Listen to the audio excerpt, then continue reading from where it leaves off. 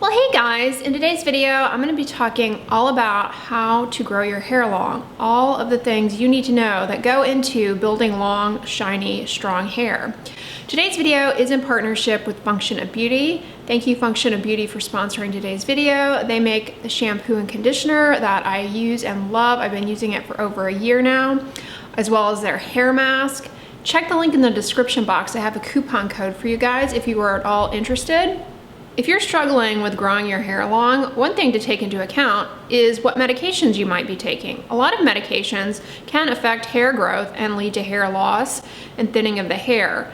A lot of medications that control blood pressure, cholesterol, these can impact the hair growth cycle and lead to shedding and miniaturization of the hair follicle. Thyroid medications, oral birth control pills, testosterone supplements, these can all impact the growth rate of the hair. And unfortunately, a lot of antidepressants also can lead to thinning hair and hair loss as well.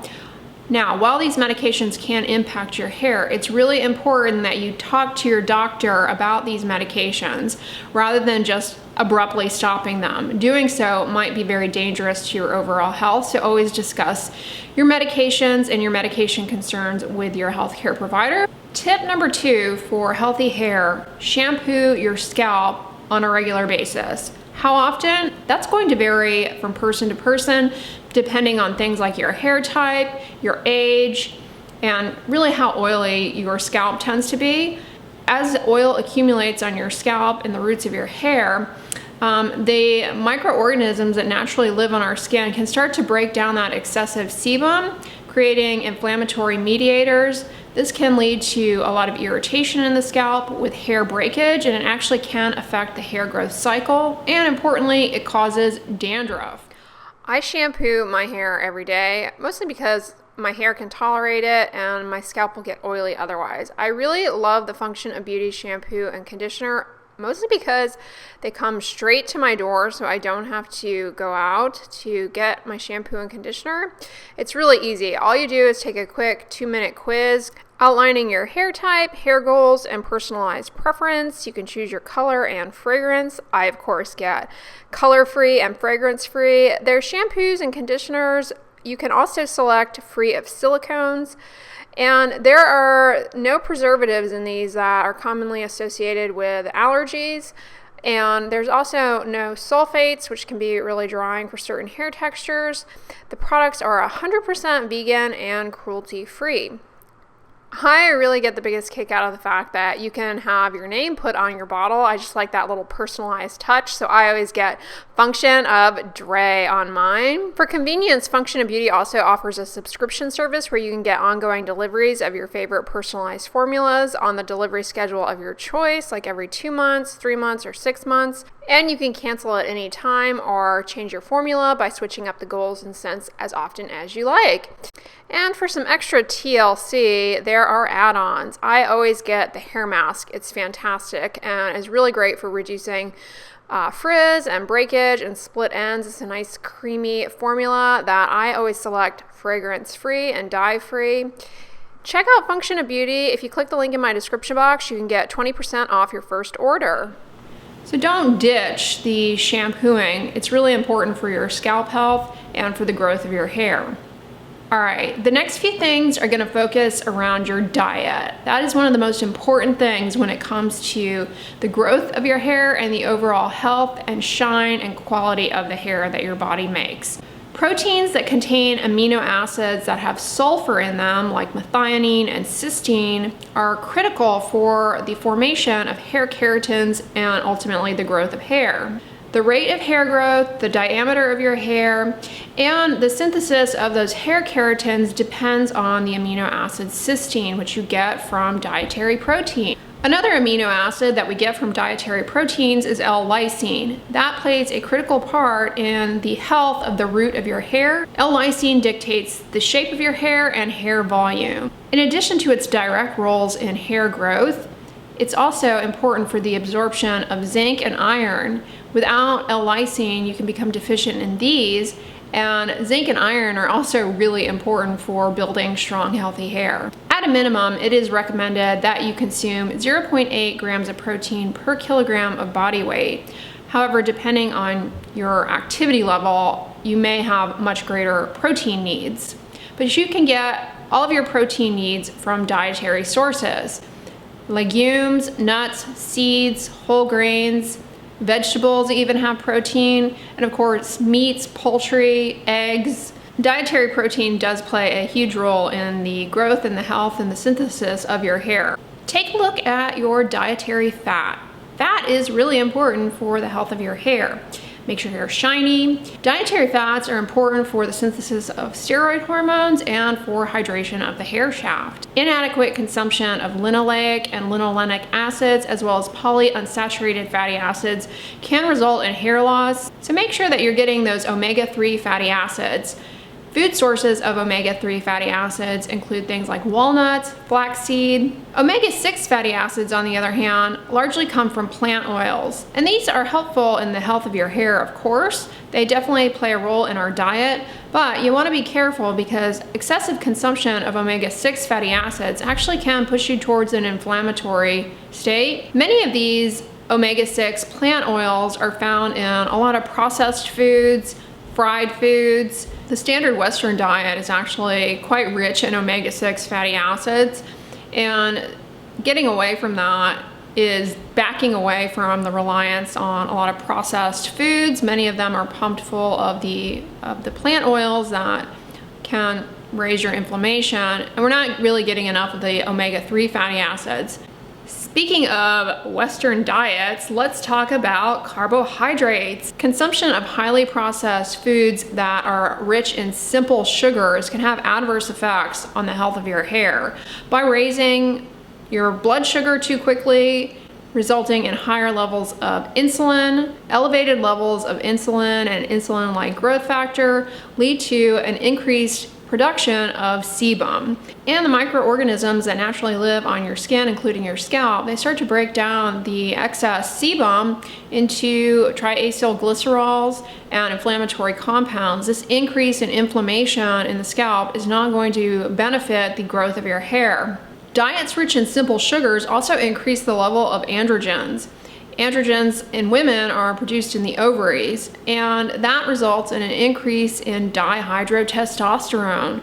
That is a male hormone that we all can make, and it causes miniaturization of the hair follicle, resulting in pattern hair loss. So a simple sugar-rich diet can contribute to pattern balding over time. Rather than relying on simple sugars, select complex carbohydrates rich in fiber, things like whole grain breads, cereals, grains, legumes. These will fuel you and help actually in controlling your blood sugar through the fiber in these foods. And these dietary tips in mind, it's not to say that you can't ever have a packaged snack or treat. No, not whatsoever.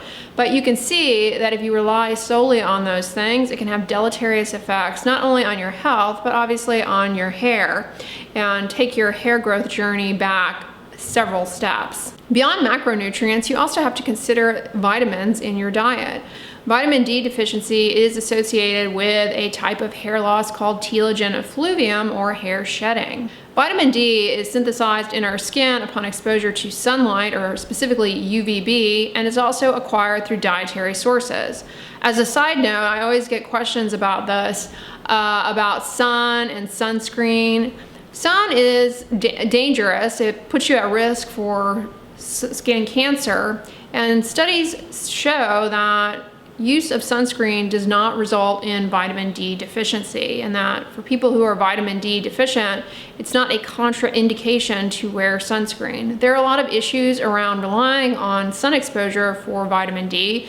It causes mutations in the DNA in the skin cells. So dietary sources are ideal, but there are obviously other factors that play a role in vitamin D deficiency, some of which we really don't know fully. For example, people who are overweight have higher levels of the hormone leptin, and as a result, this actually can impair the conversion of vitamin D to its bioactive forms. So people who are overweight or obese are more at risk for vitamin D deficiency because of impaired conversion to the active forms. Vitamin D promotes hair follicle differentiation, so as I said, it's really important for healthy hair. In the diet, you can get vitamin D from full-fat dairy, fortified foods, and you can get it from mushrooms and yeast. In the case of true confirmed vitamin D deficiency, then some sort of vitamin D replacement would be indicated. Your diet needs to include folate, which it most likely does, but don't neglect it. Folate is important for red blood cell function and for carrying oxygen to your scalp. In effect, folate deficiency can starve the scalp of oxygen and result in hair loss. We can get folate from our diet, of course: kale, Brussels sprouts, leafy greens. Pantothenic acid, or vitamin B5, also plays a key role in the hydration of the hair. And pantothenic acid is thought to prevent premature graying of the hair. It's anti-inflammatory and, again, moisturizing. Pantothenic acid comes from mushrooms, soy, cauliflower. Pretty easy to get. Another vitamin that plays a key role in hair health is biotin. I have to tell you guys though, while biotin supplements for hair are all the rage, true biotin deficiency is very rare, and we don't have any compelling reason to be supplementing with biotin in the absence of biotin deficiency for hair health or hair growth. And biotin supplements actually can interfere with the accuracy of certain blood tests. Aside from vitamins, minerals in our diet play a key role in our hair health as well. Zinc, magnesium, copper, iron. So hopefully I've illustrated to you guys how important your diet is in growing strong, healthy hair. What about supplements? Should we be taking a supplement? Supplements certainly have a role in treating hair loss in the presence of a confirmed deficiency or insufficiency. However, I caution you against just taking supplements willy-nilly because there can be adverse effects. I already alluded to the fact that biotin supplements can interfere with the accuracy of blood tests, and other supplements you can consume in excess, things like zinc, can actually interfere and cause low levels of other important vitamins and minerals. In the case of zinc, excessive zinc consumption can lead to copper deficiency. So that's definitely not going to be in your best interest and certainly not good for hair. Moving away from diet, another thing that you might consider trying is a scalp massage. I know it sounds a little gimmicky, but there actually is a paper that looked at scalp massage and its effect on hair growth in 9 men, so it was really a small study, who underwent a daily scalp massage for 24 weeks that had an improvement in hair thickness and hair diameter. Perhaps getting a scalp massage through improving blood flow to the hair follicles, maybe it helps in delivery of growth factors to the hair follicle.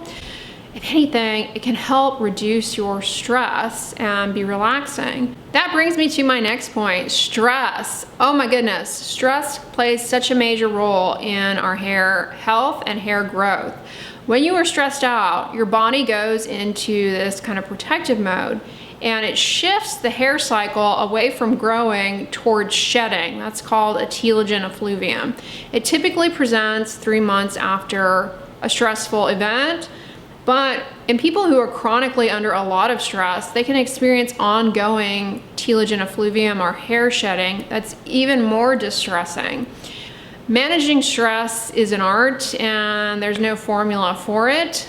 I personally find that exercise for me is a major stress release, and that's how I manage my stress, is working out. But everybody has their own stress management. But it's key to develop that and perfect it and keep it consistent in your life, not only for your hair, but for your longevity and sanity. My final tip is not to smoke. Smoking impairs blood flow to the scalp. I mean, it impairs blood flow, period, and will cause thinning of the hair for that reason. It also generates a ton of free radical damage. It's very inflammatory. And it also produces toxins that damage the DNA in our hair. And so our hair cells can't divide and grow and make, healthy, shiny hair. So do not smoke. Those are my tips for growing your hair long and healthy. It takes patience. Diet really does play a big role. Having a balanced diet, is important for the strength of your hair. Controlling inflammation through consistent shampooing, maybe improving blood flow by a scalp massage, if anything that helps with stress, another major factor, and then of course not smoking. These all are things to factor into your hair growth journey. I hope these tips and this information was helpful to you guys. Thank you, Function of Beauty, for sponsoring today's video. You guys check the link in the description box. You can save off your first order.